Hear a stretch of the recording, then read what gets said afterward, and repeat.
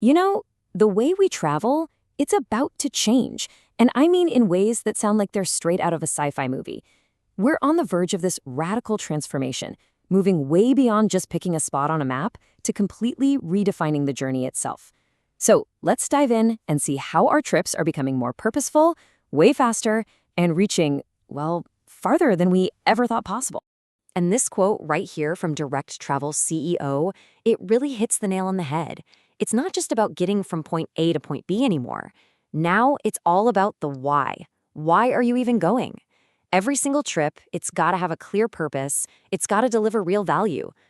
Think of it like this. It's the difference between just showing up for a meeting and actually making a real impact.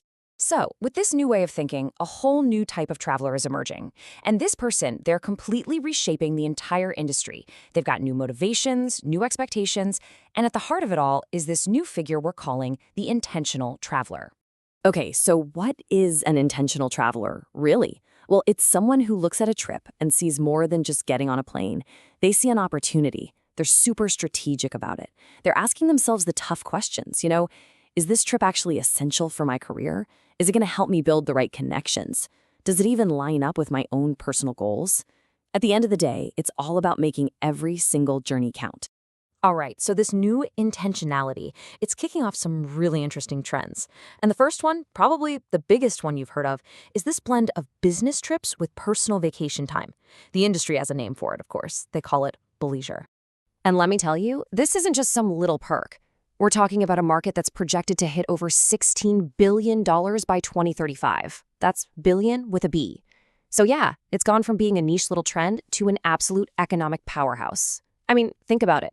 An industry bigger than the entire economy of some countries. That's a game changer for how hotels, airlines, and even entire companies think about travel. So who's behind all this growth? This is where it gets really interesting. On one hand, you've got millennials. They're the largest group, and they've always been about experiences and work-life balance. No surprise there. But check this out. The fastest growing group is actually corporate travelers. Why? Because companies are finally catching on that employee well-being is actually good for the bottom line. So they're not just allowing it, they're actively encouraging it in their official policies. So what does this new kind of traveler actually want? Well, it boils down to 4 key things. First, simplicity. They want booking a business trip to be as seamless as ordering dinner on their phone. Second, meaning. The trip needs to align with their values. Think sustainability. Third, accountability. They want to see the data, the proof that the trip had a real ROI. And last but definitely not least, flexibility. The freedom to blend that work and leisure to make the journey their own. Okay, so we've talked about the why of travel changing.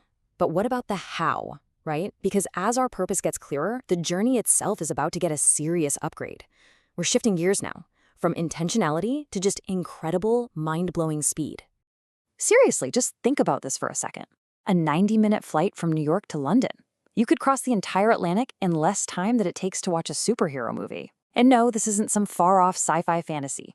This is the very real promise of hypersonic flight. It's the next great leap that's going to make our world feel a whole lot smaller.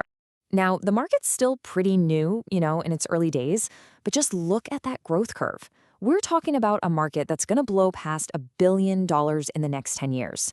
And look, the tech is insanely difficult. You have to master these incredible speeds and crazy high temperatures, but the potential payoff is so huge that the big money is definitely flowing in. And you can see there are really 2 big forces pushing this forward. Right now, the number one driver is military superiority. Nations are in a flat-out race to develop hypersonic weapons. And this is the key part for us. All that military investment, it's basically paving the way for the commercial side of things, the part that's going to completely redefine what premium travel even means. Okay, so let's recap. We've made travel more purposeful. We've made it radically faster. So, where could we possibly go from here? Well, there's really only one direction left, isn't there? Up. Let's take this journey to its final frontier, space. For so long, space tourism was just an idea, right? Something you'd see in the movies. Well, not anymore. Now it's a reality, and the timeline is speeding up like crazy. We're not talking about some vague 10-year plan. These are real milestones happening right now, or just a few months away. You've got Blue Origin, SpaceX, Virgin Galactic. They're all in this massive race to see who can build the most ships and fly the most people. And guess what happens when competition gets fierce and the tech gets better? Exactly. Prices start to drop. Now, don't get me wrong, it's still super exclusive, but a ticket is projected to fall to as low as $200,000. That is a huge deal. That price point changes everything. It takes space travel from being a hobby for a few billionaires and opens it up to a much, much wider group of wealthy individuals. All of a sudden, you've got a real, viable market. What's cool is that the industry is already breaking down into different levels. Think of it like a video game. Level 1, suborbital flights. That's your entry point, a few minutes of weightlessness. Level 2, orbital missions. This is the next step up. You're spending several days on a commercial space station. And the final boss, the ultimate prize, a lunar flyby, a trip that takes you all the way around the moon. I mean, can you imagine? That would completely redefine what an exclusive vacation is. So if you look at the market right now, today, it's all about those suborbital flights, the quick trips up and down. That's where most of the money is. But here's the real story. Look at where the growth is headed. Orbital travel is set to grow by more than 36% every year. That tells you everything. The ambition is shifting from a quick thrill ride to longer, more immersive stays in space. And all that growth, it leads to this. Just look at that number. Nearly $47 billion. That's what the space tourism market is expected to be worth by 2034. Again, that's bigger than the entire economy of some nations. It just goes to show you the mind-boggling commercial potential of this final frontier. Okay, so we've looked at all these different pieces. What happens when you put them all together? Let's zoom out and take a look at the big picture for the future of how we all get around. So here's a quick recap of everything we've talked about. You've got leisure travel, which is all about that work-life balance, mostly for millennials and corporate types. Then there's hypersonic flight. That's a pure need for speed, pushed by business and the military. And finally, space tourism, the ultimate experience, for now driven by the super wealthy. So you have three totally different trends serving three different markets, but they're all pointing in the same direction, a future where how and why we move is way more intentional. And that really brings us to the big final question, doesn't it? When you can get to another continent in 90 minutes, when a vacation can literally take you to the edge of space, the very fabric of our world starts to change.